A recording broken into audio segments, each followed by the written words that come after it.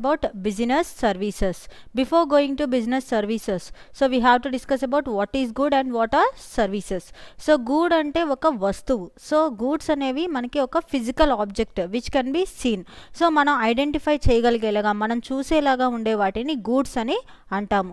So ఆ గూడ్స్కి ఇచ్చే services అంటే వాటికి మనం ప్రొవైడ్ చేసే సర్వీసెస్ అంటే మనం ఖచ్చితంగా కొన్ని సర్వీసెస్ అనేవి వాటికి అంటే ప్రతి వస్తువుకి కూడా సర్వీసెస్ అనేవి కంపల్సరీ అవసరం.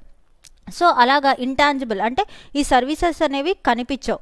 సో అలా గూడ్స్కి మనం ఇచ్చే సర్వీసెస్ని మనం సర్వీసెస్ అని అంటాము. అంటే ఇక్కడ గూడ్స్కి సర్వీసెస్ అంటే ఏం చేస్తాము అంటే రిపేర్స్.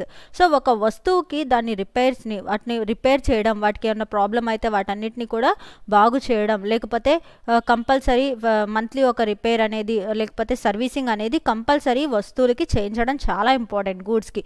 సో అలాగా సర్వీసెస్ అనేవి ప్రొవైడ్ చేస్తాం. సో ఇక్కడ మనం చార్ట్లో ఇచ్చాం చూడండి, గూడ్స్ అంటే ఏంటి, సర్వీసెస్ అంటే ఏంటి. సో గూడ్స్ అనేవి వస్తువులు. సో మనం డైలీ చూస్తున్నాం మన దగ్గర ఉండే కార్స్ కానీ ల్యాప్టాప్స్ కానీ అలాగే మొబైల్ ఫోన్స్ కానీ అవన్నీ కూడా గూడ్స్ కిందకే వస్తాయి. సో అండ్ అలాగే వాటికి చేసే రిపేర్స్, సో అంటే వాటికి మనం అందించే సర్వీసెస్, ఆ సర్వీసెస్ వర్క్షాప్కి కార్ ప్రతిసారి వెళ్ళి సర్వీసింగ్ చేయించుకోవాలి. అలాగే టీవీ ఏదైనా రిపేర్ అయితే ప్రాబ్లం అయితే దాన్ని రిపేర్ చేయించాలి. అలాగే స్మార్ట్ ఫోన్ రిపేర్స్, అలాగే టెన్నిస్, ఇలాంటివన్నీ కూడా మనం కంపల్సరీ సర్వీసెస్ అనేవి అంటే ప్రతి వస్తువుకి సర్వీస్ అనేది చాలా ముఖ్యం. ఇప్పుడు ఒక గూడ్ అనేది మనం పర్చేస్ చేసాము అంటే దానికి కంపల్సరీగా సర్వీస్ అనేది మనం ఎప్పుడూ అడాప్ట్ చేయాల్సిందే. So without service a good cannot be completely full-fledged and it can be usable. అంటే మనుషులు యూజ్ చేసుకునే విధంగా ఖచ్చితంగా గూడ్ కంటిన్యూగా ఉండాలి అంటే దానికి సర్వీస్ అనేది మనం ఇవ్వాల్సిందే. సో అయితే సర్వీసెస్ అనేవి ఓన్లీ గూడ్స్కేనా, ఇంకా ఏ విధంగా సర్వీసెస్ ఉండవా అంటే we will have some more services. అవి ఏంటి అంటే బ్యాంకింగ్. సో బ్యాంకింగ్ సెక్టార్లో సర్వీసెస్ ప్రొవైడ్ చేస్తారు, అవి సర్వీసెసే. అలాగే ఎడ్యుకేషన్ సెక్టార్ అంటే ఎడ్యుకేషన్ని ప్రొవైడ్ చేస్తారు, సో అది సర్వీస్ కిందకే వస్తుంది. డాక్టర్స్ ట్రీట్మెంట్స్, అలాగే ట్రాన్స్పోర్టేషన్, ఇవన్నీ కూడా సర్వీసెస్ కిందకే వస్తాయి. సో ఇవన్నీ కూడా మన సర్వీసెస్ అంటే బ్యాంకింగ్లో బ్యాంకర్స్ చేసే మనీ ట్రాన్సాక్షన్స్ కానీ క్రెడిట్ ట్రాన్సాక్షన్స్ కానీ అవన్నీ కూడా సర్వీసెస్ కిందకి. అలాగే ఎడ్యుకేషన్లో teaching providing education facilities and అలాగే వాళ్ళకి కావాల్సిన అన్ని సర్వీసెస్ ఇవ్వడం. మెడికల్ ట్రీట్మెంట్స్, మెడికల్ సర్వీసెస్ అంటే అక్కడ హాస్పిటల్స్లో డాక్టర్స్ కానీ నర్సెస్ కానీ వాళ్ళు ఇచ్చే ట్రీట్మెంట్స్ అన్నీ కూడా సర్వీసెస్. అలాగే transportation from one place to another place. Good అనేది ఒక ప్లేస్ నుంచి ఇంకో చోటకి మనం చేర్చాలి అంటే ఖచ్చితంగా దానికి ట్రాన్స్పోర్టేషన్ అనే సర్వీస్ కంపల్సరీ కావాలి. సో ఇలా అన్ని కంట్రీస్ని కూడా కంపల్సరీ అవి రిచ్ నేషన్స్ కింద డెవలప్ అవ్వాలి. సో బాగా ఎమర్జింగ్ అంటే బాగా డెవలప్మెంట్లో కానీ అన్నిట్లో కూడా బాగా ఎకనామికల్గా డెవలప్ అవ్వాలి అంటే మాత్రం ఖచ్చితంగా ప్రతి సర్వీస్ అనేది చాలా ఇంపార్టెంట్. అది గూడ్స్కే అవ్వచ్చు లేకపోతే మ్యాన్ పవర్కే అవ్వచ్చు, ఖచ్చితంగా సర్వీస్ అనేది ప్రొవైడ్ చేయాల్సిందే. So what is the difference between goods and services? So గూడ్స్కి సర్వీసెస్కి డిఫరెన్సెస్ ఏంటి? గూడ్ అంటే ఒక ఆబ్జెక్ట్, ఒక ఫిజికల్ ఆబ్జెక్ట్, అది మనకి కనిపిస్తూ ఉంటుంది కాబట్టి దాన్ని గూడ్ అని అంటాము. సో అదే సర్వీస్ అనేది we cannot be seen. So it cannot be seen, it is an activity, it is a process. So అది ఒక ప్రాసెస్ అనమాట. ఒక గూడ్కి అంటే ఒక గూడ్కి మనం ఇచ్చే సర్వీస్ని అంటే ఒక వస్తువుకి మనం ఇచ్చే సర్వీస్ అంటే దాన్ని రిపేర్ అవ్వచ్చు లేకపోతే దాన్ని బాగున్న దాన్ని రిపేర్ చేసి దానికి ఇంకేదైనా కొత్త టెక్నాలజీ కానీ అడాప్ట్ చేయడం, అలాంటి వాటిన్నింటినీ కూడా సర్వీసెస్ కిందే చూస్తాము. సో ఇక్కడ చూస్తే watching movie in theatre. So థియేటర్లో ఒక సినిమా హాల్లో మనం మూవీ కనుక చూస్తే దాన్ని సర్వీస్ అంటే వాళ్ళు మనకి ఆ సినిమా హాల్ వాళ్ళు మనకి సర్వీస్ ప్రొవైడ్ చేస్తున్నారు. సో అలాగే మొబైల్స్ కానీ కార్స్ కానీ అవన్నీ కూడా గూడ్స్ కిందకి వస్తాయి. సో వాటికి చేసే రిపేర్స్ కానీ లేకపోతే వాటికి ఇచ్చే టెక్నాలజీ పరంగా ఏదైనా యాప్ డౌన్లోడ్ చేసి ఇవ్వడం లేకపోతే ఏదైనా సాఫ్ట్వేర్ వేయడం, అలాంటివన్నీ కూడా ఏమవుతుంది సర్వీస్ అవుతాయి. సో ఈ సర్వీసెస్ అన్నీ కూడా హెట్రోజీనియస్ అంటే దే ఆర్ డిఫరెంట్, ఒకదానికి సంబంధం అనేది ఉండదు. సో సర్వీసెస్ అన్నీ కూడా ఎప్పుడూ కూడా డిఫరెంట్గానే ఉంటాయి. బట్ గూడ్స్ అనేవి హోమోజీనియస్ అంటే అన్నీ కూడా ఒకే రకంగా. ఇప్పుడు మొబైల్ ఫోన్ అంటే మొబైల్ ఫోన్స్ అనేవి అన్ని మొబైల్ ఫోన్స్ ఒకేలా ఉంటాయి, ఒకే షేప్స్లో ఉంటాయి, కానీ వాటిలో ఉండే టెక్నాలజీ కానీ అవన్నీ డిఫరెంట్గా ఉంటాయి. అండ్ అలాగే అంటే కొన్ని గూడ్స్ అనేవి హోమోజీనియస్ ప్రొడక్ట్స్ కూడా ఉంటాయి. అండ్ టాంజిబిలిటీ. సో ఇక్కడ గూడ్స్ అనేవి టాంజిబులా, సర్వీసెస్ అనేవి టాంజిబులా అంటే గూడ్స్ మాత్రం టాంజిబుల్. ఎందుకంటే మనకి కనిపించే వస్తువు కాబట్టి దాన్ని గూడ్స్ అంటాం. సరే ఇంటాంజిబుల్. సో సర్వీసెస్ అనేవి ఇంటాంజిబుల్. ఎందుకు ఇంటాంజిబుల్ అవుతాయి? సో సర్వీసెస్ అనేవి మనకి కనిపించవు. ఎందుకంటే డాక్టర్ ట్రీట్మెంట్ కానీ, లేకపోతే మనం ఫోన్ తీసుకొని వెళ్ళి రిపేర్ చేయిస్తాము, లేకపోతే కార్ తీసుకొని వెళ్ళి, లేకపోతే అదే మనకున్న బైక్స్ తీసుకొని వెళ్ళి రిపేర్ చేయిస్తాం.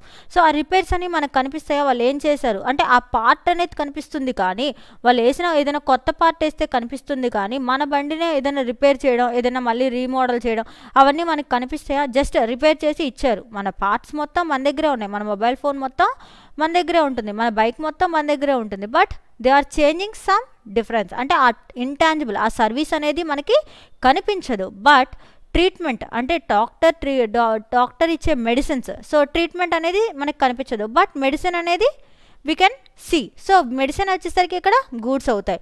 సో ఇలాగా కొన్ని వస్తువులు అంటే మొబైల్స్ కానీ అవన్నీ మనకు కనిపిస్తాయి కాబట్టి అవి టాంజిబుల్. గూడ్స్ అనేవి ఎప్పుడు కూడా tangible, but the services are not tangible. So next inconsistency.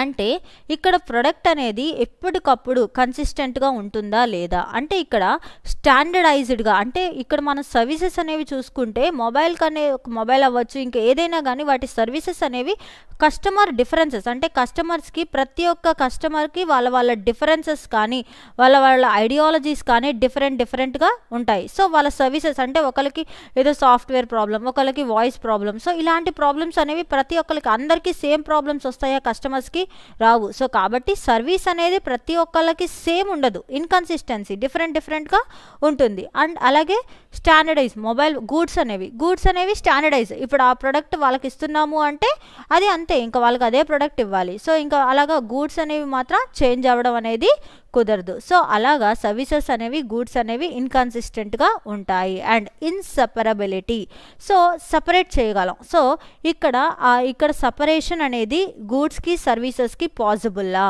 అంటే సెపరేషన్ అంటే ఇక్కడ ప్రొడక్షన్ని కన్సంప్షన్ని సపరేట్ చేయొచ్చు, కానీ సర్వీస్లో అంటే ఇప్పుడు ఫర్ ఎగ్జాంపుల్ మనం ఇప్పుడు గూడ్స్ అనేవి మనం ఇన్సెపరబిలిటీ అని ఎందుకు మాట్లాడాము అంటే ఇక్కడ మనం సర్వీసెస్ అనేవి అక్కడ మనం ఉంటేనే మనకి అప్లికబుల్ అవుతాయి. అంటే ఆ సర్వీసెస్ అనేవి we will receive only when we consume there itself. అంటే మనం అక్కడే వాటిని యూటిలైజ్ చేసుకుంటే మాత్రమే ఆ సర్వీస్ అనేది మనకి అవైలబిలిటీలో ఉంటుంది. అదే కనుక అదే సర్వీస్ని మనం బయటకు వెళ్ళి అంటే ఇప్పుడు ఆ సర్వీస్ అనేది ఆ గూడ్స్కి అంత అవసరం లేదు. ఎందుకు? ఆ గూడ్ని మనం ఇంటికి తీసుకొని వెళ్ళొచ్చు, కానీ ఇక్కడ సర్వీస్ మనకి కావాలి. So we are providing service అనేది ప్రొవైడ్ చేయించుకోవాలి అంటే మనం ఇక్కడ ఫర్ ఎగ్జాంపుల్ ఇక్కడ ఏం చెప్పారు, రెస్టారెంట్లో ఒక ఐస్ క్రీమ్ తింటున్నాము, ఏదో తింటున్నాం. సో అక్కడ మనకి ఏం చేస్తారు వాళ్ళు, ఆటోమేటిక్గా they will provide service. So service అంటే అక్కడ రెస్టారెంట్లో మనం వెళ్ళి కూర్చుంటే వాళ్ళు వచ్చి మనం ఏదైతే ఆర్డర్ తీసుకుంటామో ఆ ఆర్డర్ వాళ్ళైతే మనం ఇస్తామో ఆర్డర్ తీసుకొని వాళ్ళు వచ్చి మనకి ఆ ఐటమ్ని రిటర్న్ బ్యాక్ ఇస్తారు. సో అది సర్వీస్. బట్ ఇక్కడ మనం గూడ్స్ అనేవి అంటే ఇప్పుడు మనం ఇక్కడ గూడ్స్ గురించి మాట్లాడితే మనం అదే ఐస్ క్రీమ్ని ప్యాక్ చేయించుకొని ఇంటికి తీసుకెళ్ళచ్చు, అది అక్కడ సర్వీస్ అవ్వదు కదా. సో మనం కొనుక్కుంటున్నాము, వాళ్ళు ప్యాక్ చేసి మనకి ఇచ్చేస్తున్నారు, మనం ఆ గూడ్ తీసుకెళ్తున్నాం. కానీ అదే ఐస్ క్రీమ్ని అక్కడే కూర్చొని తింటే అది డిఫరెంట్. సో అది సర్వీస్ అవుతుంది. అదే ఐస్ క్రీమ్ని మనం తీసుకొని వెళ్ళిపోతే దాన్ని గూడ్ అని అంటాము. అండ్ అలాగే ఇన్వెంటరీ అంటే స్టాక్లో చూపించడం. సో సర్వీస్ అనేది మనం స్టాక్ అంటే వస్తువు రూపంలో చూపించగలమా అంటే ఇక్కడ ఇన్వెంటరీలో సర్వీస్ని చూపించలేం, బట్ సర్వీసెస్ ఆఫ్ గూడ్ అనేది చూపించగలం. ఫర్ ఎగ్జాంపుల్ మనం ఏదైనా ఒక ట్రైన్లో కానీ ఎక్కడైనా జర్నీ చేయడానికి వెళ్ళాము. సో గూడ్ అంటే ఇప్పుడు ఆ ట్రైన్ టికెట్ అనేది మనకి గూడ్ అవుతుంది. బట్ మనం ఆ సర్వీస్ అంటే ఆ ట్రైన్లో ఎక్కి మనం ఆ ట్రైన్లో వెళ్ళి ఆ జర్నీ అంతా వెళ్ళేసి ఆ జర్నీ అంతా రిసీవ్ అయ్యి మనం వెళ్ళాల్సిన ప్లేస్కి వెళ్ళిపోయామనుకోండి, ఆ ట్రైన్ జర్నీ ఎక్స్పీరియన్స్ అనేది మనకి సర్వీస్. అంటే వాళ్ళు ఆ ట్రైన్లో మనకి ఇచ్చిన సర్వీసెస్ అన్నీ కూడా మనకి కనిపిస్తాయా? మనం చూస్తాము, బట్ బయట వాళ్ళకి అది స్టాక్ రూపంలో వాళ్ళు మనకి ఇన్ని సర్వీస్ చేయగలిగారు, ఇంత సర్వీస్ చేశారని మనం చెప్పగలమా? సో అలాగే ట్రైన్లో మనం కూర్చున్న ప్లేసెస్ కానీ అవన్నీ మనమే చెప్పాలి. అంతేగాని ఆ ట్రైన్ జర్నీ ఎక్స్పీరియన్స్ అనేది మనమే చూడగలం, కానీ ఇంకెవరు చెప్పలేరు. అదే ట్రైన్ టికెట్ అనుకోండి, ట్రైన్ టికెట్ అనేది మనం ఎవరికైనా స్టాక్ రూపంలో చూపించవచ్చు. అండ్ నెక్స్ట్ వన్ ఇన్వాల్వ్మెంట్ ఇక్కడ కస్టమర్ ఇన్వాల్వ్మెంట్ గూడ్స్లో కానీ సర్వీసెస్లో కానీ కస్టమర్ ఇన్వాల్వ్మెంట్ అవసరమా? ఖచ్చితంగా. ఇక్కడ సర్వీసెస్లో ఖచ్చితంగా కస్టమర్ సాటిస్ఫాక్షన్ ఇంపార్టెంట్. కస్టమర్ అనేవాడు ఇన్వాల్వ్ అయ్యి కస్టమర్ పార్టిసిపేట్ చేయకుండా వాళ్ళు సర్వీస్ అనేది ఇవ్వకుండా, అంటే కస్టమర్ ఫైనల్ ఓకే మాకు ఇది బాగుంది, సో మీరు డెలివరీ ఇచ్చేసారు కాబట్టి మా గూడ్ బాగుంది అని చెప్పేసి ఆ గూడ్ని మనం సాటిస్ఫై అయిన తర్వాత మాత్రమే కస్టమర్ అనేవాళ్ళు తీసుకొని వెళ్తాం. మనం సాటిస్ఫై అయిన తర్వాత మనం యాజ్ ఏ కస్టమర్ ఓకే మనకి ఆ సర్వీస్ నచ్చింది అని చెప్పి తీసుకొని వెళ్తాం. కానీ ఇక్కడ గూడ్ అనేది మనం కొన్న తర్వాత యాక్చువల్ కస్టమర్ రావాల్సిన అవసరం ఉందా? ఎవరైనా డెలివరీ ఇచ్చేయచ్చు. సో కాబట్టి దీంట్లో పెద్దగా కస్టమర్ ఇన్వాల్వ్మెంట్ అనేది అవసరం లేదు. సో ఇలాగా సర్వీసెస్ అనేవి డివైడ్ చేయబడ్డాయి. So goods services. గూడ్ అనేది ఎలా ఉంటుంది? సో గూడ్ అనేది మనకి కన్సిస్టెంట్గా కనిపిస్తుంది, బట్ సర్వీసెస్ అనేవి కనిపించవు. And next one is banking. So bank మనం చూస్తే బ్యాంక్ అనేది మనకి రెగ్యులర్ మేజర్ మన చుట్టుపక్కల కానీ మనకి రెగ్యులర్ యూసేజ్లో మన ఎక్కువ శాతం సర్వీసెస్ని ప్రొవైడ్ చేసుకునేది ఎక్కడి నుంచి? మనకి మనీ కావాలి అన్నా లేకపోతే ఏదైనా అప్పులు కావాలన్నా దేని మీదైనా డిపెండ్ అవుతాము. మ్యాక్సిమం మన లైఫ్లో ఎక్కువ శాతం మనం ఎక్కడ డిపెండ్ అవుతాము అంటే బ్యాంక్లో. సో బ్యాంక్ మీద ఎక్కువ శాతం డిపెండ్ అయ్యి మన ట్రాన్సాక్షన్స్ అన్నీ కూడా బ్యాంకింగ్లోనే జరుగుతాయి. సో కాబట్టి ఇప్పుడు బ్యాంక్ గురించి తెలుసుకుందాం. So what is banking and what are its functions? Bank అనేది ఒక ఇన్స్టిట్యూషన్. ఈ బ్యాంకింగ్ అనేది మనకి nationalised institutions and authorised company. So company అనేది ఆథరైజ్డ్గా ఉంటుంది అండ్ అలాగే ఈ బ్యాంక్ అనేది ఖచ్చితంగా మనం ఎప్పుడూ కూడా ఖచ్చితంగా చూడగలం. సో బ్యాంక్ అనేది ఒక మనీ ప్రొవైడింగ్ మిషన్. అంటే ఇక్కడ మనకి బ్యాంకింగ్ అనేది ఏంటి? ఒక institutions which provide money. So money అనేది ప్రొవైడ్ చేయడంతో పాటు క్రెడిట్ అంటే అప్పును కూడా ఈ బ్యాంకింగ్ అనే సెక్టారే మనకి ఇస్తుంది. సో అంటే ఇక్కడ మ్యాక్సిమం ప్రతిదీ ఏం జరుగుతుంది? పబ్లిక్ దగ్గర నుంచి డిపాజిట్స్ తీసుకోవడం కానీ దాని దగ్గర ఉన్న ఫండ్స్ని చూసుకోవడం కానీ అండ్ ఎవరైతే నీడెడ్లో ఉన్నారో వాళ్ళకి అప్పులు అంటే క్రెడిట్ రూపంలో మనీ ఇవ్వడం కానీ అండ్ ఒక ప్లేస్ నుంచి ఇంకో ప్లేస్కి మనీని ట్రాన్స్ఫర్ చేయడం కానీ మొత్తం ఒక ట్రాన్సాక్షన్. అంటే ఇప్పుడు మనం డైలీ ఇక్కడ నుంచి మనం వెళ్ళకుండానే మనీ ఫార్వర్డ్ చేసేయచ్చు. మనం ఒక ప్లేస్ నుంచి ఇంకో ప్లేస్కి వెళ్ళకుండానే మనం ఆ మనీ అనేది అప్పు రూపంలో తెచ్చుకోవచ్చు. సో ఇలాగ ఎలా అయినా కానీ మనీ ట్రాన్స్ఫర్ కానీ మనం ఎవరికైనా మనీ ట్రాన్స్ఫర్ చేయాలి అన్నా లేకపోతే మనీ తీసుకొచ్చుకోవాలి అన్నా లేకపోతే ఏదైనా బ్యాంకింగ్ ద్వారానే బ్యాంకుల ద్వారానే ప్రజెంట్ ఆన్లైన్ బ్యాంకింగ్ ద్వారా అంటే ఇంకా చెప్పాలి అంటే బ్యాంకింగ్ అనేది దాని అభివృద్ధి చెంది ఆన్లైన్ బ్యాంకింగ్ రూపంలో మనకి హెల్ప్ఫుల్ అవుతుంది. అంటే మ్యాక్సిమం పబ్లిక్కి మనీ అనేది ఇస్తుంది ఎవరు అంటే బ్యాంక్. సో ఈ బ్యాంక్ గురించి మనం ఇప్పుడు మాట్లాడుతున్నాం. సో ఈ బ్యాంక్ అనేది ఖచ్చితంగా అంటే దీనికి అన్ని సో చెక్ ఉంటుంది, ఏటీఎం కార్డ్స్ ఉంటాయి, ఆన్లైన్ బ్యాంకింగ్ ఉంటాయి, డ్రాఫ్ట్స్ ఉంటాయి. సో ఏ రూపంలో అయినా మనీ అనేది ఆ డిపాజిట్స్ని యాక్సెప్ట్ చేస్తారు. ఎవరి దగ్గర నుంచి? పబ్లిక్ అంటే మనమే. సో మన దగ్గర నుంచి వాళ్ళు మనీని యాక్సెప్ట్ చేయడం కానీ లేకపోతే రీపే చేయడం కానీ అంటే మనం డిమాండ్ అంటే వెన్ వి డిమాండ్ మనం ఎప్పుడైతే వాళ్ళని అడుగుతామో అడిగిన టైంలో ఆటోమేటిక్గా ఈ బ్యాంకర్స్ అనేవాళ్ళు మనకి మనీ ఇవ్వడం కానీ లేదు అంటే మన దగ్గర నుంచి తీసుకొని మన అకౌంట్లోనే ఇక్కడ బ్యాంక్లో అంటే మనం వెళ్ళేసి డిపాజిట్ చేయడానికి కానీ లేకపోతే తీసుకోవడానికి కానీ ఎంత ఈజీ కాదు. ఖచ్చితంగా బ్యాంక్లో మనకంటూ ఒక అకౌంట్ అనేది మెయింటైన్ చేయగలగాలి. సో బ్యాంక్లో అకౌంట్ మెయింటైన్ చేస్తేనే మనం ట్రాన్సాక్షన్స్ అన్నీ చేస్తాం. సో వితౌట్ అకౌంట్ కూడా బ్యాంక్లో అకౌంట్ ట్రాన్సాక్షన్స్ చేయొచ్చు. కాకపోతే ఖచ్చితంగా మనం పబ్లిక్గా మనం డిపాజిట్ చేయాలన్నా విత్డ్రా చేయాలన్నా ఏం చేయాలి? యాజ్ ఏ పబ్లిక్ మనం ఏం చేయాలి అంటే ఖచ్చితంగా we have to maintain an account in bank. So ఇప్పుడు ప్రతి ఒక్కళ్ళు కూడా మనం దేంతో అయినా కంపల్సరీ మనకి మనీ ట్రాన్సాక్షన్ జరగాలి అంటే ఇప్పుడు మ్యాక్సిమం జరిగేది మొత్తం కూడా బ్యాంకుల ద్వారానే జరుగుతుంది తప్ప ఇంకా దేని ద్వారానూ జరగట్లా. So let us discuss about what are the functions. So banking యొక్క ఫంక్షన్స్ గురించి చూద్దాం. సో బ్యాంకింగ్ ఫంక్షన్స్ అనేవి 2 కేటగిరీస్గా డివైడ్ అయ్యాయి. So primary functions and secondary functions. బ్యాంక్స్కి 2 రకాల సర్వీసెస్ అనేవి అంటే ఈ బ్యాంకర్స్ అనేవాళ్ళు మనకి సర్వీసెస్ అని కూడా చెప్పచ్చు. వీళ్ళు ప్రొవైడ్ చేసే సర్వీసెస్ అంటే వాళ్ళు చేసే పనులు బ్యాంక్లో మేజర్గా జరిగే యాక్టివిటీస్ ఏంటి అంటే ప్రైమరీ ఫంక్షన్స్, సెకండరీ ఫంక్షన్స్. ఈ ప్రైమరీ ఫంక్షన్స్లో ఏంటి అంటే డిపాజిట్స్ని యాక్సెప్ట్ చేయడము, లోన్స్ని ఇవ్వడము అండ్ అలాగే agency services, general utility services, new services. ఈ 3 రకాలుగా అంటే సెకండరీ ఫంక్షన్స్ వచ్చేసరికి అంటే మేజర్ ఫంక్షన్స్ ఏంటి అంటే accepting deposits, advancing of loans. అంటే బ్యాంక్ వాళ్ళు మేజర్గా ఈ రెండిటి మీద ఎక్కువ బ్యాంకర్స్ అనేవాళ్ళు ఈ రెండిటి మీద ఎక్కువ డిపెండ్ అవుతారు. ఈ 3 అనేది చాలా తక్కువ. అంటే ఈ 3 ట్రాన్సాక్షన్స్ ట్రాన్సాక్షన్స్ అనేవి అంటే ఈ 3 ట్రాన్సాక్షన్స్ ఈ సెకండరీ ఫంక్షన్స్ అనేవి కొంచెం తక్కువగా బ్యాంకర్స్ అనేవాళ్ళు కొంచెం తక్కువగా అడాప్టబిలిటీలోకి ఉంచుతారు. సో ఇలాగా బ్యాంకింగ్ ఫంక్షన్స్ అన్నీ కూడా అంటే ఈ బ్యాంకర్స్ అనేవాళ్ళు సర్వీసెస్ని ప్రొవైడ్ చేసేటప్పుడు ఖచ్చితంగా ఇవన్నీ కూడా చూసుకుంటూ ఉంటారు. సో కంపల్సరీ సో బ్యాంకింగ్ ఫంక్షన్స్ని let us discuss what are the primary functions.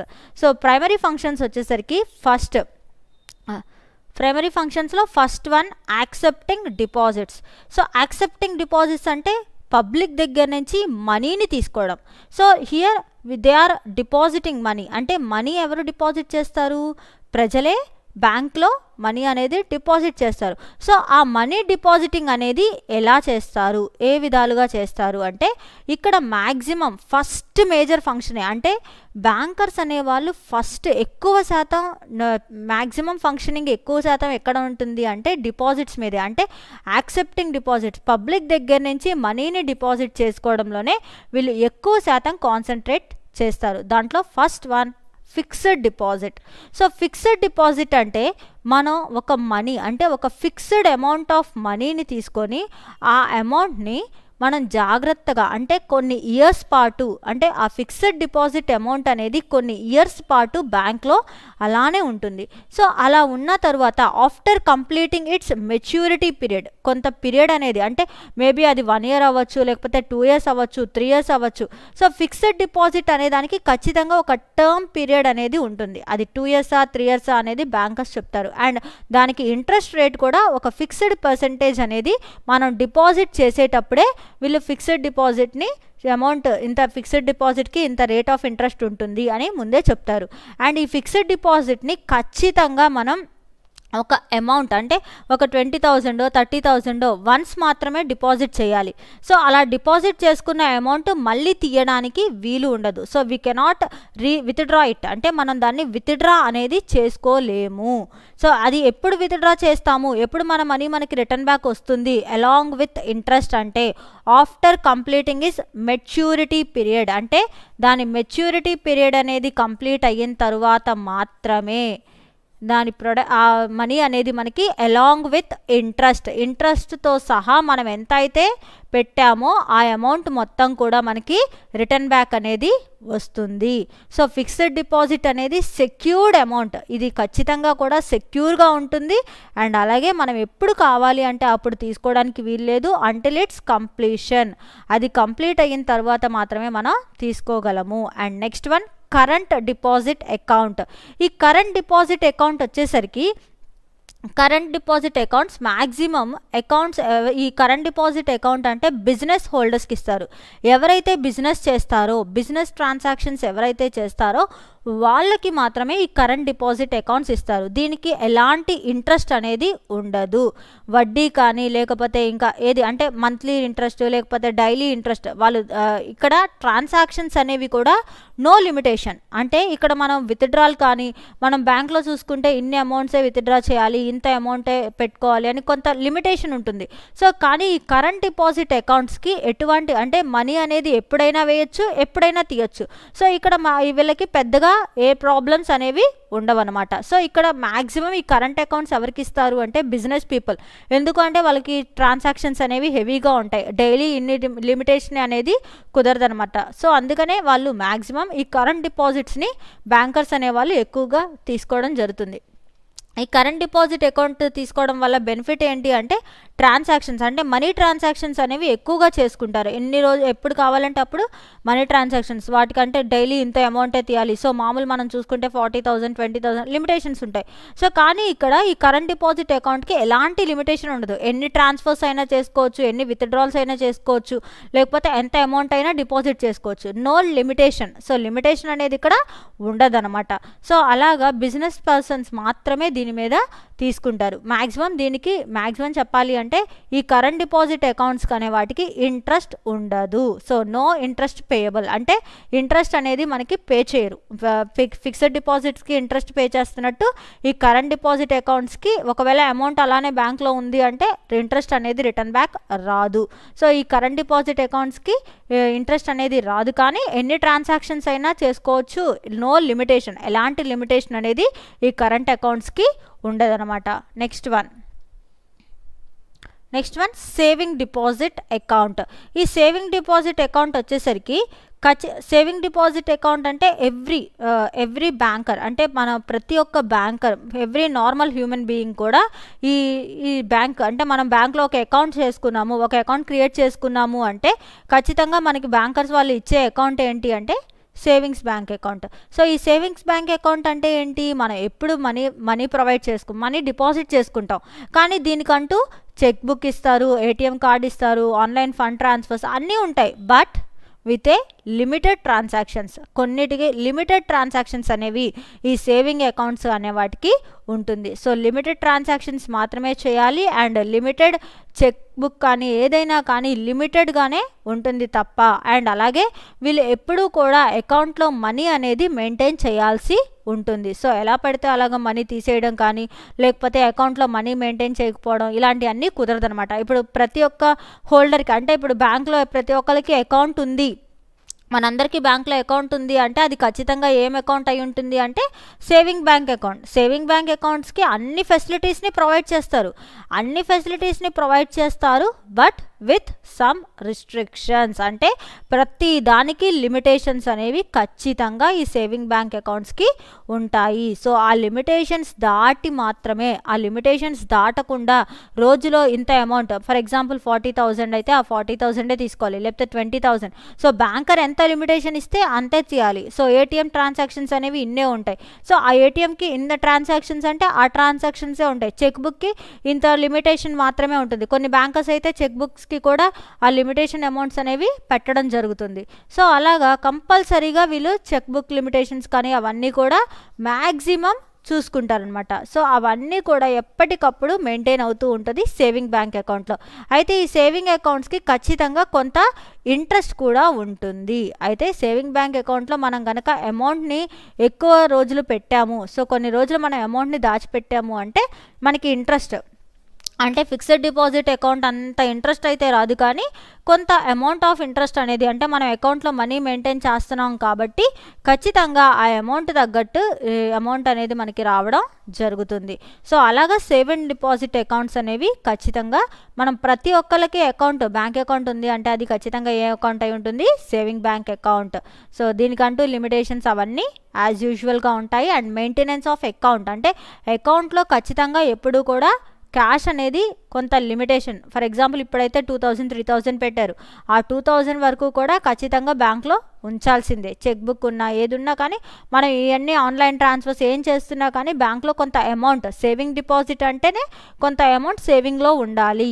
ఆ సేవింగ్లో ఉంచిన తర్వాత మాత్రమే మనం మిగతా అమౌంట్ని తీసుకోవడం జరుగుతుంది.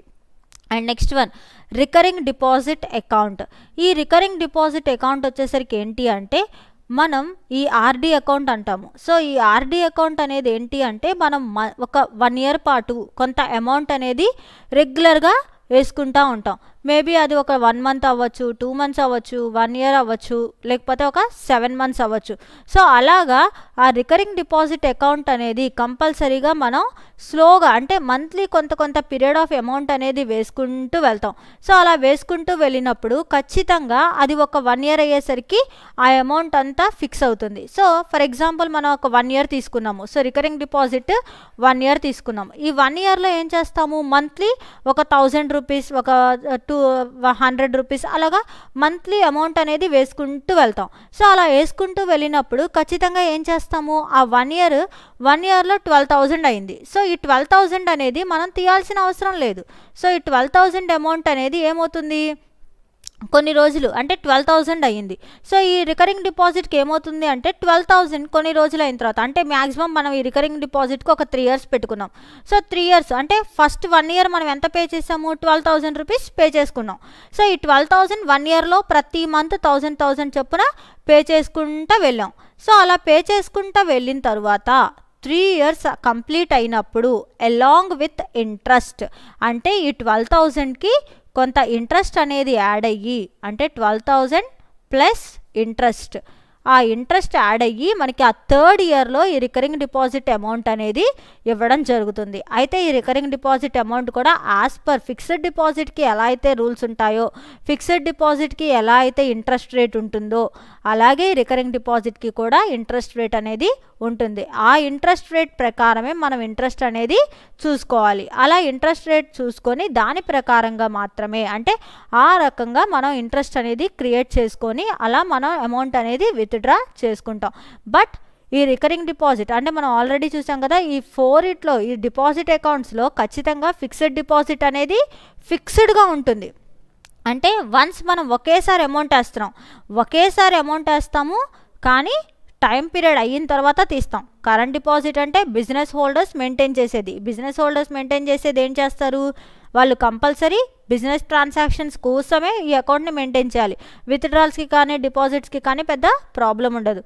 అండ్ అలాగే సేవింగ్ డిపాజిట్ అంటే ఖచ్చితంగా ఈ సేవింగ్ డిపాజిట్ అకౌంట్ అనేది ఏంటి, ఎక్కువ రోజులు రన్ అవుతుంది. కానీ ఈ సేవింగ్ డిపాజిట్ ప్రతి ఒక్క బ్యాంక్లో ఉన్న ప్రతి ఒక్క హోల్డర్కి, అంటే ప్రతి ఒక్క బ్యాంక్ మన పర్సన్కి, అంటే పబ్లిక్ ప్రతి ఒక్కరికి కూడా బ్యాంక్లో మనకి ఇచ్చే అకౌంట్ ఏంటి అంటే సేవింగ్ డిపాజిట్ అకౌంట్. దీనికి ఖచ్చితంగా కొన్ని లిమిటేషన్స్ అనేవి ఉంటాయి. ఆ లిమిటేషన్స్ ప్రకారమే మనం తీసుకోవాలి. అండ్ రికరింగ్ డిపాజిట్ అకౌంట్ అంటే ఆర్డి, నథింగ్ బట్ సేవింగ్. అంటే it is one of the fixed డిపాజిటే, కానీ ఫిక్స్డ్ డిపాజిట్ అనేది ఒకేసారి వేస్తాము, కానీ ఆర్డి అనేది ఒక్కసారే వేయడం జరగదు. సో అలాగే ఈ ఆర్డీలో మనం అమౌంట్ వేసుకున్న ఆ అమౌంట్ అలాంగ్ విత్ ఇంట్రెస్ట్ మనకు కొన్ని రోజుల తర్వాత మాత్రమే వస్తుంది. So is are the primary ఫంక్షన్స్లో ఫస్ట్ టైప్, అంటే యాక్సెప్టింగ్ డిపాజిట్స్. సో యాక్సెప్టింగ్ డిపాజిట్స్లో వీళ్ళు అంటే ఖచ్చితంగా ఆ డిపాజిట్ అకౌంట్స్ అంటే మ్యాక్సిమం పబ్లిక్ నుంచి మనీ అనేది వాళ్ళు బ్యాంక్ అనేది అలా తెచ్చుకుంటారనమాట. Next one advancing. ప్రైమరీ ఫంక్షన్స్లో సెకండ్ ఫంక్షన్ ఏంటి అంటే అడ్వాన్సింగ్ ఆఫ్ లోన్స్ని ఎలా అడ్వాన్స్ చేసుకుంటారు, సో లోన్స్ని ఎలా తెచ్చుకుంటారు అంటే ఇందాకంతా కూడా ఏంటి, మనం బ్యాంకుకి మనీ ఎలా ఇస్తున్నాం, మనం బ్యాంక్లో డిపాజిట్ చేస్తున్నాం. ఇందాకంతా మ్యాక్సిమం ఏంటి వాళ్ళు చేసింది, బ్యాంకర్స్కి మనం అమౌంట్ పబ్లిక్ నుంచి మనీ ఇచ్చారు. కానీ ఇక్కడ బ్యాంకర్స్ మనకి లోన్ ఇస్తారు, లేకపోతే బ్యాంకర్స్లే మనీ తెచ్చుకుంటారు. సో ఇక్కడ ఈ పాయింట్స్ అంటే అడ్వాన్సింగ్ ఆఫ్ లోన్స్లో మనం ఆ పాయింట్స్ని డిస్కస్ చేస్తాం. Money at call and short notice. Money at call అంటే ఎప్పుడైనా బ్యాంకర్స్కి మనీ నీడ్ అయింది, సో బ్యాంక్ వాళ్ళకి మనీ కావాల్సి వచ్చింది. సో అలాంటి టైంలో బ్యాంకర్స్ ఏం చేస్తారంటే ఇంకో బ్యాంక్ని అప్రోచ్ అవుతారు. ఫర్ ఎగ్జాంపుల్ ఇప్పుడు ఎస్బీఐ ఇలాంటివి ఉన్నాయి. సో ఈ బ్యాంకర్స్ అన్నీ ఏం చేస్తాయి, ఆర్బీఐని అప్రోచ్ అవుతాయి. సో మాకు ఇంత మనీ కావాలి, సో దాన్ని మాకు పంపించండి. లేదు, సో ఒక బ్రాంచ్ నుంచి ఇంకో బ్రాంచ్, సో ఇప్పుడు ఆర్బీఐ దాకా వెళ్ళాల్సిన అవసరం లేదు, సో మాకు కావాల్సిన అమౌంట్ తక్కువే కాబట్టి ఇంకొక bank, for example SBI branches చాలా ఉంటాయి కాబట్టి ఒక బ్రాంచ్ నుంచి ఇంకో బ్రాంచ్. సో విజయవాడలో 2-3 చోట్ల ఉన్నాయి, గాంధీనగర్ చాలా బ్రాంచెస్ ఉన్నాయి. So for example Gandhinagar, Benz Circle ఉన్నాయి. So Benz Circle branch, Gandhinagar branch వాళ్ళకి మనీ కావాల్సి వచ్చింది. సో బెన్ సర్కిల్ వాళ్ళు ఏం చేస్తారు, బెన్ సర్కిల్ బ్రాంచ్ వాళ్ళని మాకు కొంత మనీ కావాలి, సో మీరు మాకు పంపించండి సో అని అడుగుతారు. సో వీళ్ళు ఏం చేస్తారు, సో సరే మా దగ్గర అమౌంట్ ఉంది కాబట్టి we will give it, but ఎప్పుడు ఇస్తారు. సో కానీ ఇక్కడ విత్ ఇన్ ఏ వీక్, ఒక వీక్లో కానీ ఒక డేలో కానీ అమౌంట్ అనేది రిటర్న్ బ్యాక్ అవ్వాల్సిందే. సో ఖచ్చితంగా మనీ ఎట్ కాల్, మనీ అయితే బ్యాంకర్స్ అడ్జస్ట్ చేసుకుంటారు, కానీ అది ఎప్పుడు ఇస్తారు, మనీ విత్ ఇన్ ఏ వీక్లోనా లేకపోతే విత్ ఇన్ ఏ డేలోనా అనేది ఖచ్చితంగా చెప్పాల్సి ఉంటుంది. సో అది బ్యాంకర్స్ మధ్య ట్రాన్సాక్షన్స్. అలా లోన్ అనేది అంటే అమౌంట్ అనేది with in a short notice, అంటే తక్కువ టైంలోనే మనీ తీసుకోవడం మళ్ళీ రిటర్న్ బ్యాక్ ఇవ్వడం అనేది అది డేస్లో వీక్స్లో జరిగిపోద్ది. అలాగా money at call and short నోటీస్తో బ్యాంకర్స్ అమౌంట్స్ తీసుకుంటారు. And cash credit. ఇక్కడ క్యాష్ క్రెడిట్ అంటే అప్పు, క్రెడిట్ అంటే మనకు తెలుసు అప్పు, అయితే క్యాష్ రూపంలో అప్పు. బ్యాంకర్స్ మనకి ఇచ్చే అమౌంట్స్ అన్నీ కూడా క్యాష్ క్రెడిట్స్ కిందే వస్తాయి. సో ఇక్కడ మనకి ఎప్పుడు కావాలంటే అప్పుడు బ్యాంకర్స్ దగ్గర అంటే ఎప్పుడు కావాలంటే అప్పుడు మనం అప్పిస్తే అప్పు బ్యాంక్ వాళ్ళు మనకి ఇవ్వరు. కాకపోతే దానికంటూ ఒక లిమిటేషన్, అంటే ఎలా ఉండాలి, ఏంటి, ఎంత అమౌంట్ ఇస్తారు అనేది కొంత రిస్ట్రిక్షన్ ఉంటుంది. అండ్ అది మనం ఎప్పుడు పే బ్యాక్ చేస్తాము అనేది కూడా క్లియర్ కట్గా వాళ్ళకి చెప్పాలి. సో అలాంటప్పుడు మాత్రమే క్యాష్ క్రెడిట్ అనేది బ్యాంకర్స్ లోన్స్ రూపంలో కానీ ఏదైనా రూపంలో కానీ మనకి క్యాష్ అనేది క్రెడిట్ రూపంలో ఇస్తారు. అండ్ అలాగే అప్పు రూపంలో క్యాష్ ఇస్తారు. అండ్ ఓవర్ డ్రాఫ్ట్ అనేది ఏంటి అంటే బ్యాంకర్స్ వాళ్ళ కస్టమర్స్కి వాళ్ళ లిమిటేషన్ దాటిన తర్వాత ఆర్ఎల్స్ వాళ్ళ అకౌంట్లో మనీ అయిపోయిన తర్వాత ఇన్ కేస్ ఏదైనా ఒక ఇంపార్టెంట్ చెక్ వచ్చింది. సో ఆ చెక్ వచ్చినప్పుడు వాళ్ళ దగ్గర యాక్చువల్గా చెక్ వచ్చి 20,000కి వచ్చింది. బట్ వీళ్ళ చెక్ 20,000కి వచ్చింది. బట్ వీళ్ళ అకౌంట్లో ఓన్లీ 15,000 ఉంది. సో అకౌంట్లో 15,000 ఉంది. బట్ చెక్ ఎంతకు వచ్చింది? 20,000కి వచ్చింది. సో ఇప్పుడు ఆ 20,000 చెక్ని క్లియర్ చేయాలి అంటే బ్యాంకర్ ఏం చేయాలి? మిగతా 5,000 ఆ కస్టమర్కి ఇవ్వాలి. సో అలాంటప్పుడు బ్యాంకర్ ఏం చేస్తాడు అంటే బ్యాంకరు ఒక ఇంటిమేషన్ ఇస్తాడు. సో మీకు ఇలా చెక్ వచ్చింది కాబట్టి అది బిజినెస్ పర్సన్స్, మ్యాక్సిమం బిజినెస్ పర్సన్స్కి అండ్ రెగ్యులర్ కస్టమర్స్కే బ్యాంకర్స్ ఈ ఓవర్ డ్రాఫ్ట్ అనేది ఇవ్వడం జరుగుతుంది. అండ్ ఈ ఓవర్ డ్రాఫ్ట్ ఇలా ఇచ్చినప్పుడు వాళ్ళు ఆటోమేటిక్గా ఏం చేస్తారు అంటే ఆ 5,000 క్రెడిట్ రూపంలో ఇస్తారు, అంటే ఓవర్ డ్రాఫ్ట్ రూపంలో కస్టమర్కి పే చేస్తారు. బట్ ఇమీడియట్గా with in a day or with in a week along with interest they have to pay. ఇంట్రెస్ట్తో సహా వాళ్ళు ఖచ్చితంగా అమౌంట్ని పే చేయాల్సిందే. అలా పే చేయకపోతే ఖచ్చితంగా bankers will take action. So ఖచ్చితంగా ఓవర్ డ్రాఫ్ట్ అనేది bankers with in the time తీసుకుంటారు. సో అలా బ్యాంకర్స్ అనేవాళ్ళు ఓవర్ డ్రాఫ్ట్ ఇస్తారు and they will take back the amount. So అలా బ్యాంకర్స్ అమౌంట్ అనేది ఖచ్చితంగా ఎవరికి ఇస్తారు అంటే రెగ్యులర్ కస్టమర్స్కే ఓవర్ డ్రాఫ్ట్ ఇస్తారు and along with interest they will pay back, అంటే ఖచ్చితంగా పేమెంట్ అనేది పే బ్యాక్ చేయాలి. సో క్యాష్ క్రెడిట్కి కూడా ఇంట్రెస్ట్ ఉంటుంది. And discounting of bill of exchange. So bill of exchange అంటే ఏదో ఒక బిల్ వస్తుంది అనమాట. ఆ బిల్ని వీళ్ళు ముందుగానే పేమెంట్ చేస్తారు. అంటే పలానా డేట్, ఫర్ ఎగ్జాంపుల్ అది నెక్స్ట్ మంత్ 4th బిల్ ఉంది రెన్యువల్. సో 4th ఆ బిల్ మనం తీసుకోవాలి. కానీ మనకి ఈరోజు for example 4/8 August 4th bill ఉంది. కానీ మనం ఏంటి, మనకి ఈరోజే డబ్బులు వచ్చేయాలి ఆర్ ఎల్స్ ఇంకెప్పుడుకో, అంటే ఫర్ ఎగ్జాంపుల్ చెప్తున్నాము. సో ఆగస్ట్ 4th బిల్ ఉంది, కానీ మనం జూలైలోనే మనకి అమౌంట్ వచ్చేయాలి. సో మనం జూలైలోనే అమౌంట్ కావాలి అనుకుంటే ఏం చేయాలి? ఖచ్చితంగా ఆ బిల్ బ్యాంకర్ వాళ్ళు కొంత డిస్కౌంట్ చేసి, అంటే ఒక 100 రూపీసో 500 రూపీసో ఆ బ్యాంకుని బట్టి సో డిస్కౌంట్ చేసేస్తారు. డిస్కౌంట్ చేసేసి మనకి అమౌంట్ అనేది పేమెంట్ చేసేస్తారు. ఇప్పుడు అర్జెంట్లీ వీ నీడ్ కాబట్టి వాళ్ళు డిస్కౌంట్ చేసుకొని అమౌంట్ అనేది ఇవ్వడం జరుగుతుంది. ఇలాగ bank discount, bill of exchange కూడా డిస్కౌంట్స్ అనేవి చేస్తారు. అండ్ అలాగే లోన్స్ కూడా బ్యాంకర్స్ ప్రొవైడ్ చేస్తారు. అవి కొలేటరల్ లోన్స్ అవ్వచ్చు, గోల్డ్ లోన్స్ అవ్వచ్చు, లేకపోతే ఇంకే లోన్స్ అయినా కానీ అలాంగ్ విత్ ఇంట్రెస్ట్ ఇన్స్టాల్మెంట్ వైజ్గా కట్టుకోవాలంటే ఇన్స్టాల్మెంట్ వైజ్గా కట్టుకోవచ్చు, లేదు ఒకేసారి పేమెంట్ చేస్తామంటే ఒకేసారి పేమెంట్ చేసుకోవచ్చు. ఇదంతా కూడా with in a fixed loan అనేది కూడా ఖచ్చితంగా ఒక పీరియడ్ ఆఫ్ టైం అనేది ఒక 6 months. గోల్డ్ లోన్స్ అయితే 6 months ఉంటాయి. అదే హౌసింగ్ లోన్స్ ఇలాంటివి అయితే 4 years 5 years విత్ ఇన్స్టాల్మెంట్స్. అలా 4 years 5 years ఇచ్చేవాటికి ఖచ్చితంగా ఇన్స్టాల్మెంట్ రూపంలో పేమెంట్ చేసుకోవాలి. అండ్ అలాగే గోల్డ్ లోన్స్ ఇలాంటివి మనం పే చేసుకుంటే ఒకేసారి పే చేసుకోవచ్చు, లేదు అంటే 6 months కాబట్టి 6 months లోపు క్లియర్ చేసుకుని అయినా తీసుకోవచ్చు. సో ఎలా అయినా కానీ లోన్స్ అనేవి బ్యాంకర్స్ వాళ్ళు ప్రొవైడ్ చేస్తారు. బ్యాంక్ వాళ్ళు లోన్స్ తీసుకుంటారు అండ్ బ్యాంక్ వాళ్ళు కూడా పర్సన్స్కి అంటే నార్మల్ పబ్లిక్కి కూడా లోన్స్ అనేవి ఇవ్వడం జరుగుతుంది. అలాగే ప్రొవిజన్ ఆఫ్ పేమెంట్ సిస్టమ్. వీళ్ళు చెక్స్ రూపంలో, అంటే పేమెంట్ సిస్టమ్ ఎలా ఉంటుంది అంటే బ్యాంక్ వాళ్ళు ఇచ్చే పేమెంట్ సిస్టమ్స్ ఎలా ఉంటాయి అంటే they are like maybe payment systems అన్నీ కూడా క్యాష్ రూపంలో కానీ, డ్రాఫ్ట్స్ రూపంలో కానీ, చెక్ రూపంలో కానీ ఇలా ట్రాన్సాక్షన్స్ అన్నీ కూడా ఖచ్చితంగా పేమెంట్ సిస్టమ్స్ అన్నీ కూడా రెగ్యులర్గా గో ఆన్ అవ్వాలి. సో అలాగా ఈ పేమెంట్ సిస్టమ్స్ అన్నీ కూడా వాళ్ళు చేసుకుంటారు. అండ్ అలాగే క్రెడిట్ క్రియేషన్. సో క్రెడిట్ అనేది ఎలా క్రియేట్ చేస్తారు? సో ఎప్పటికప్పుడు బ్యాంకర్స్ అనేవాళ్ళు క్రెడిట్ని క్రియేట్ చేస్తూ ఉంటారు.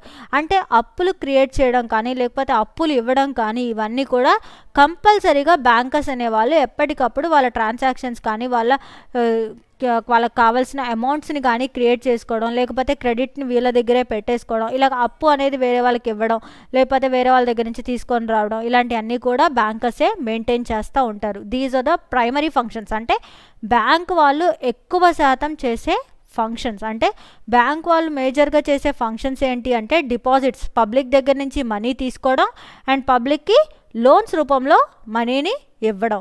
సో ఇలాగ బ్యాంకర్స్ వాళ్ళందరూ కూడా వాళ్ళ మనీని బ్యాంకర్స్ జనాలకి ఇస్తారు అండ్ జనాల దగ్గర నుంచి మనీ డిపాజిట్ల రూపంలో తీసుకోవడం జరుగుతుంది. And next advanced functions are secondary functions. So అవి కాకుండా అంటే బ్యాంక్ వాళ్ళు మేజర్గా మన బ్యాంక్లో చూసుకుంటే మేజర్గా జరిగే ఫంక్షన్స్ అన్నీ అవి. కానీ బ్యాంక్లో అవి కాకుండా సెకండరీగా బ్యాంక్ వాళ్ళు చేసే ఫంక్షన్స్ ఏంటి అంటే ఏజెన్సీ సర్వీసెస్. ఈ ఏజెన్సీ సర్వీసెస్ అంటే వీళ్ళు బ్యాంకర్స్ అందరూ ఏంటి అంటే చెక్ బుక్స్ కానీ లేకపోతే లోన్స్ కానీ ఇవన్నీ ఏం చేస్తారు, ఏజెన్సీస్కి అప్పచెప్పేస్తారు.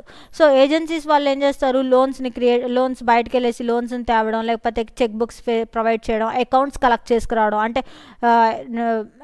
పర్సనల్ అకౌంట్స్ని క్రియేట్ చేయడం, ఇలా అన్నీ కూడా ఎవరెవరికి అప్పచెప్పిస్తారు. ఇప్పుడు చాలా కూడా బ్యాంక్ వాళ్ళు ఏజెన్సీలకి ఇచ్చేసి సర్వీసెస్ అన్నిటినీ చూసుకుంటూ ఉంటారు.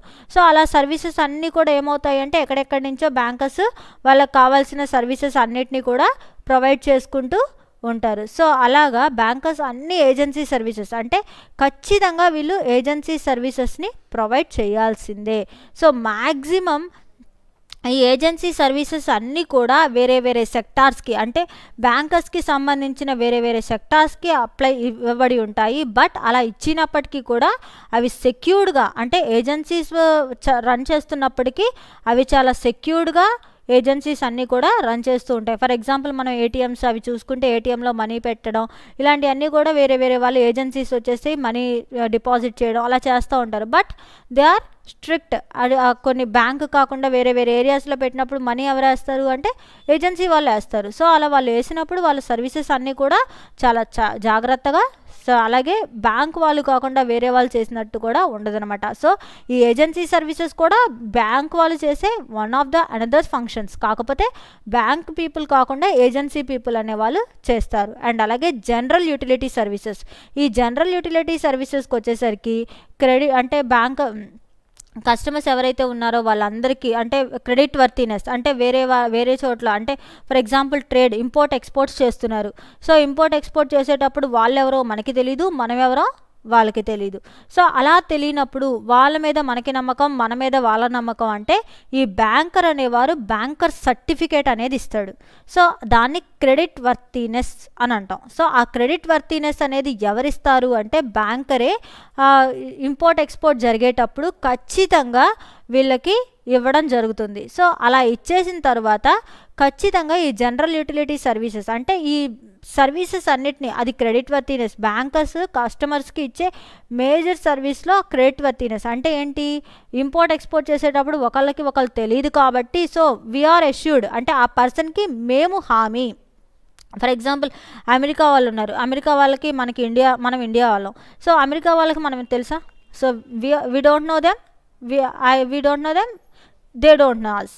సో వాళ్ళు మనకు తెలీదు, మనం వాళ్ళకి తెలీదు. సో అలా తెలియనప్పుడు మధ్యలో మరి వీళ్ళు వాళ్ళకి తెలీదు, వాళ్ళు వీళ్ళకి తెలీదు. సో గూడ్స్ పంపించేసిన తర్వాత మనీ ఇవ్వకపోతే సో ప్రాబ్లం అవుద్ది. కాబట్టి ఏం చేస్తారు అంటే ఈ క్రెడిట్ బ్యాంకర్ అనేవాడు కస్టమర్ సర్టిఫికేట్ అనేది ఒకటి ఇస్తాడు.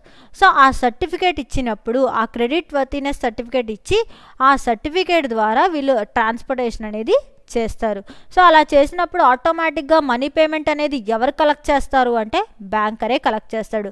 అది కూడా ఏ బ్యాంకు పడితే ఆ బ్యాంక్ ఇవ్వదు. వాళ్ళకి ఎక్కడైతే అకౌంట్ ఉందో వాళ్ళు ఎక్కడైతే ట్రాన్సాక్షన్స్ అన్నీ జరిపిస్తున్నారో ఆ బ్యాంకర్స్ మాత్రమే ఈ సర్వీసెస్ అనేవి ప్రొవైడ్ చేస్తారు. అండ్ అలాగే ఇంకా చాలా సర్వీసెస్ని కూడా అంటే క్రెడిట్ వర్తీనెస్ని కానీ లోన్స్ని కానీ లేకపోతే ఇంకెక్కడైనా హౌసింగ్ లోన్స్ ఇంకా ప్లాట్స్ని బ్రిక్ చేయడం ఇలాగ చాలా సర్వీసెస్ అనేవి కూడా ఈ బ్యాంకర్స్ ప్రొవైడ్ చేస్తారు. అండ్ అలాగే న్యూ సర్వీసెస్ కొత్తగా వస్తున్న టెక్నాలజికల్ చేంజెస్ ఇప్పుడు మనం ఆన్లైన్లో పేమెంట్స్ చేస్తున్నాం, ఆన్లైన్లో వితౌట్ ఏటీఎం కార్డులో స్వైప్ చేయకుండా కూడా పేమెంట్స్ అయిపోతాయి.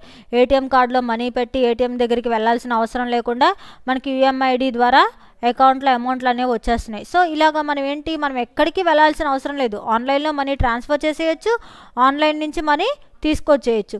సో ఇలాగా ఎన్ని చేస్తున్నా అంటే whatever we are doing. So ఇలా సర్వీసెస్ అన్నీ కూడా ఆన్లైన్లో చెక్ ఫెసిలిటీసు, బ్యాంక్ ఫెసిలిటీసు, అలాగే ఏటీఎం ఫెసిలిటీస్ ఇవే కాకుండా ఆన్లైన్ సర్వీసెస్ ఇప్పుడు చెప్పాలి అంటే ఈ కామర్స్ అంటే ఆన్లైన్లో బిజినెసెస్ కూడా రన్ అయిపోతున్నాయి, ఆన్లైన్లో బిజినెస్ పేమెంట్స్ కూడా చేసేస్తున్నారు. సో అలాగ బ్యాంకింగ్లో అన్ని రకాల సర్వీసెస్ ఏది కొత్తగా టెక్నాలజీ పరంగా ఎలాంటి కొత్త టెక్నాలజీస్ వచ్చాయి, కొత్తగా ఎలాంటి సర్వీసెస్ వచ్చాయి అవన్నీ కూడా maximum up to the date services అన్నీ కూడా ఓవరాల్గా మూవ్ ఆన్ అయిపోతూ ఉంటాయి అన్నమాట. సో అలాగా న్యూ సర్వీసెస్ అంటే అది చెక్స్ అవ్వచ్చు, లేకపోతే ఆన్లైన్ పేమెంట్స్ అవ్వచ్చు, లేకపోతే ఇంకా చెప్పాలి అంటే ఆన్లైన్ ట్రాన్సాక్షన్స్ అవ్వచ్చు, ఆన్లైన్ పేమెంట్స్ ఇప్పుడు మనకి యూఎంఐడి ద్వారా ట్రాన్సాక్షన్స్ వస్తున్నాయి. సో యూపే ఫోన్పేలు యూపేలు అలాగా ఆన్లైన్లో ప్రతిదీ కూడా ప్రతి చోట కూడా మనం ఆన్లైన్లో ట్రాన్సాక్షన్స్ అనేవి మొత్తంగా కూడా ఈ బ్యాంకింగ్ సెక్టార్స్లో క్లోజ్ చేసుకోవడం అనేది జరుగుతుంది. సో ఇలాగ బ్యాంకింగ్ సర్వీసెస్ అన్నీ కూడా ఫుల్ ఫ్లెడ్జ్డ్గా, అంటే బ్యాంకర్స్ అనేవాళ్ళు మనకి సర్వీసెస్ అనేవి మ్యాక్సిమంగా క్రియేట్ చేస్తున్నారు. సో ఈ వీళ్ళు మనకి ఏజెన్సీ సర్వీసెస్ని అవ్వచ్చు, జనరల్ యూటిలిటీ సర్వీసెస్ అవ్వచ్చు, అలాగే న్యూ సర్వీసెసే అవ్వచ్చు, బ్యాంకర్స్ అనేవాళ్ళు ఖచ్చితంగా మనకి వాళ్ళకున్న ఫంక్షన్స్ అన్నిటినీ ప్రతి బ్యాంక్లోనూ మనం ఈ 2 ఫంక్షన్స్ అంటే primary functions, secondary functions. So secondary functions మనం ఆల్రెడీ చూసాము, banking functions, accepting deposits, advancing of loans. So ఈ ప్రైమరీ ఫంక్షన్స్ అంటే ఇవి మేజర్ ఫంక్షన్స్ అని చెప్పచ్చు. ఏదైతే ప్రైమరీ ఫంక్షన్స్ ఉన్నాయో అవి మేజర్ ఫంక్షన్స్. ఇవి మనం ఏ స్మాల్ బ్యాంక్ అంటే ఏ ఒక్క ప్రైవేట్ బ్యాంక్కి వెళ్ళినా, ఇంకా చెప్పాలి అంటే ఒక పల్లెటూరులో బ్రాంచ్కి వెళ్ళినా కూడా మనం ఈ ప్రైమరీ ఫంక్షన్స్ని చూడగలం. కానీ సెకండరీ ఫంక్షన్స్ అనేవి అన్ని బ్రాంచెస్లో చూడగలమా అంటే వి కెనాట్. సో అన్ని బ్రాంచెస్లోనూ సెకండరీ ఫంక్షన్స్ అండ్ అలాగే ప్రైమరీ ఫంక్షన్స్లో అడ్వాన్సింగ్ లోన్ సర్వీసెస్ అనేవి కూడా కొంత తక్కువగా చూస్తాము. బట్ డిపాజిట్స్ కానీ లేకపోతే స్మాల్ అంటే గోల్డ్ లోన్స్ కానీ, అంటే కొలెటరల్ లోన్స్ కానీ, ఇలాంటి చిన్న టైప్స్ ఆఫ్ ఫంక్షన్స్ని మాత్రం మ్యాక్సిమం మనం స్మాల్ బ్యాంకింగ్ సెక్టార్లో కూడా అబ్జర్వ్ చేయగలం.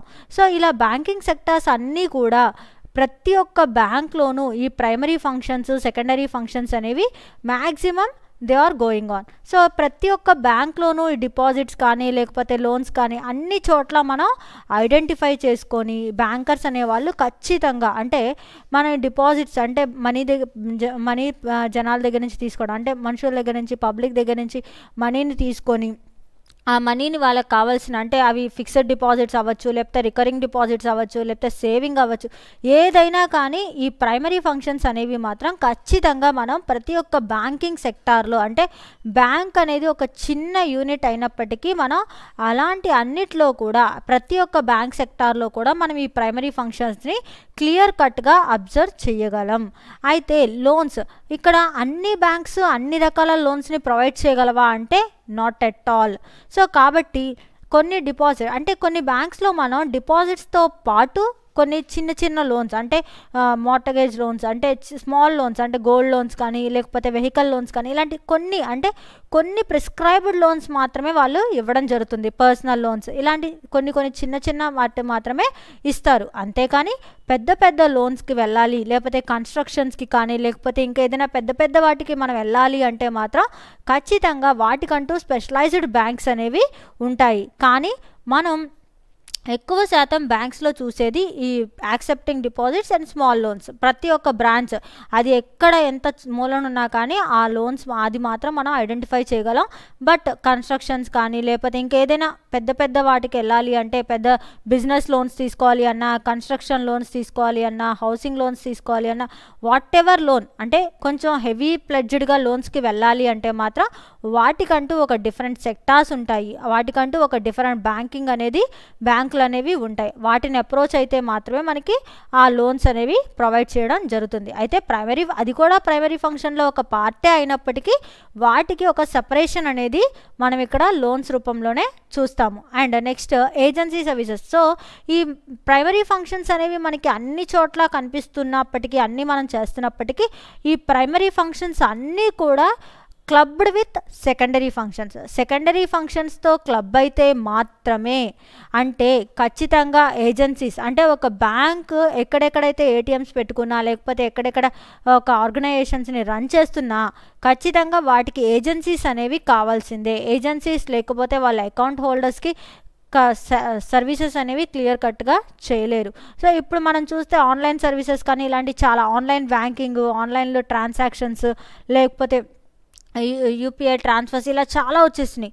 సో ఫోన్పేస్ ఇలా మనం ట్రాన్సాక్షన్స్ అనేవి చాలా విధాలుగా చేస్తున్నాము. So without going to them మనం మనీ ట్రాన్స్ఫరింగ్ చేస్తున్నాము, ఎలాంటి చాలా వర్క్ అనేది జరుగుతుంది. సో ఇన్ని జరుగుతున్నప్పుడు ఎక్కడైనా ఏదైనా ఏ ఫాల్ట్ రాకుండా ఏమీ చేయకుండా జరగాలి అంటే ఖచ్చితంగా అక్కడ ఏజెన్సీస్ అనేవాళ్ళు ఇన్వాల్వ్ అవ్వాలి. అండ్ వాళ్ళు అంటే ఇంకా చాలా సర్వీసెస్ అంటే ఈ సెకండరీ ఫంక్షన్స్ క్లబ్ అయితేనే ప్రైమరీ ఫంక్షన్స్ అనేవి సక్సెస్ఫుల్గా రన్ అవుతాయి. అంటే సెకండరీ ఫంక్షన్స్ క్లబ్ అవ్వకుండా, సెకండరీ ఫంక్షన్స్ ఓవరాల్గా రన్ అవ్వకుండా, సెకండరీ ఫంక్షన్స్లో ఏ ఒక్క ఫంక్షన్ లేకపోయినప్పటికీ మనం ఈ బ్యాంకింగ్లో ప్రైమరీ ఫంక్షన్స్ అనేవి కంప్లీట్ చేసుకోలేము. సో ఇలాగ ప్రైమరీ ఫంక్షన్స్ని సెకండరీ ఫంక్షన్స్ని క్లబ్ చేసుకుని ఈ సెకండరీ ఫంక్షన్స్ని ఓవరాల్ అంటే secondary functions primary functions club అయితేనే బ్యాంకింగ్ ఫంక్షన్స్ కింద చెప్పగలం. అంటే బ్యాంక్లో ప్రతి ఒక్క బ్యాంకింగ్ సెక్టార్లో ఈ ఆల్ దీస్ ఫంక్షన్స్ అంటే ప్రతి ఒక్క సర్వీస్ అనేది కంటిన్యూ అవుతూనే ఉంటుంది, ప్రతి ఒక్క సర్వీస్ అనేది మూవ్ ఆన్ అవుతూనే ఉంటుంది. అండ్ అలాగే మనం ఈరోజు చెప్పుకున్న టాపిక్స్, ఈరోజు చెప్పుకున్నవి గూడ్స్ అండ్ సర్వీసెస్ డిఫరెన్స్ అంటే గూడ్ అంటే ఏంటి, సర్వీస్ అంటే ఏంటి చెప్పుకున్నాము. అండ్ ఓవరాల్ ఫంక్షన్స్ అంటే గూడ్స్ అంటే ఏంటో చూసాము, అలాగే గూడ్స్ అండ్ సర్వీసెస్ యొక్క మేజర్ డిఫరెన్సెస్ చూసాము. అండ్ అలాగే ఫంక్షన్స్, బ్యాంకింగ్ ఫంక్షన్స్ని చూసాము. సో గూడ్స్ సర్వీసెస్ని ఎలా కేటగరైజ్ చేస్తాము, అసలు గూడ్ అంటే ఏంటి, వస్తువు అనేది మనం ఎక్కడి నుంచి ఎలా ఆ గూడ్స్కి ఎలాంటి సర్వీసెస్ అంటే ప్రతి గూడ్కి సర్వీసెస్ అనేవి చాలా ఇంపార్టెంట్. దాంట్లో మేజర్గా అంటే సర్వీసెస్కి మేజర్ ఇంపార్టెంట్ టాపిక్ అంటే సర్వీసెస్లో మ్యాక్సిమం అంటే ఓవరాల్గా ఎక్కువ శాతం సర్వీసెస్ ప్రొవైడ్ చేస్తున్నారు.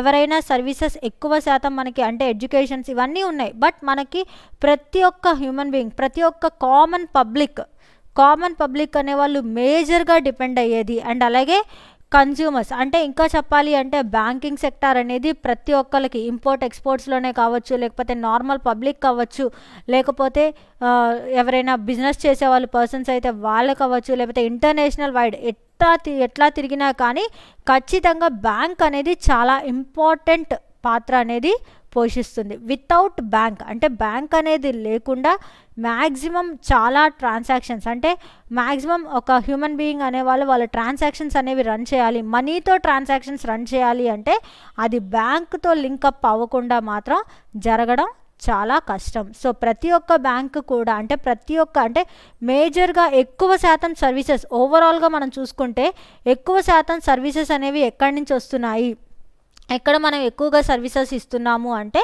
అది బ్యాంకింగ్ సెక్టార్లో మాత్రమే. బ్యాంకింగ్ సర్వీసెసే ఎక్కువ శాతంగా మనం ఎక్కువ టైంలో చూసుకుంటూ ఉంటాము. సో ఇది